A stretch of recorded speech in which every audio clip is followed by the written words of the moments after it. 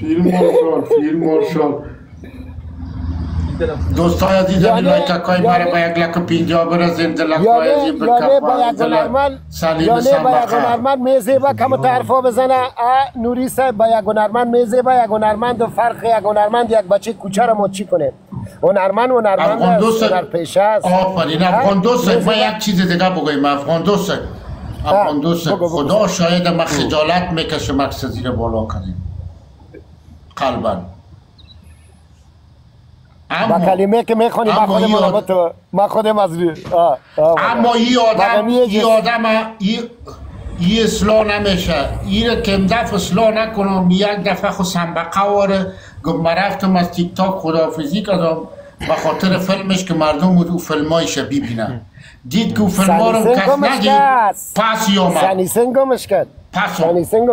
نوری صاحب ما یک تیم بودیم اینه بر افغان دوست معلوم است ما برش گفتیم که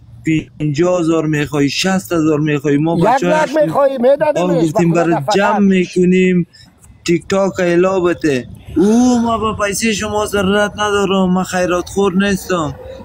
اینه میگه پاره تا 50,000-60,000 اینیم بچه ما 6-7 نفری بودیم کلگی جمع میکنیم برش پیسه جمع میکنیم با کلمه که میخوندید تا پیسه برش جمع میکرد همی سنی سنگ همی دکتر سرخلاص که در عمر پدر خود شمار نکده بود سلیم شایی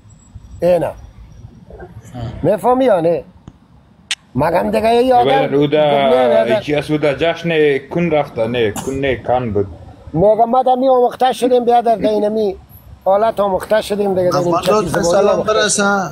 احترامات و علیکم بیادر افغان دوست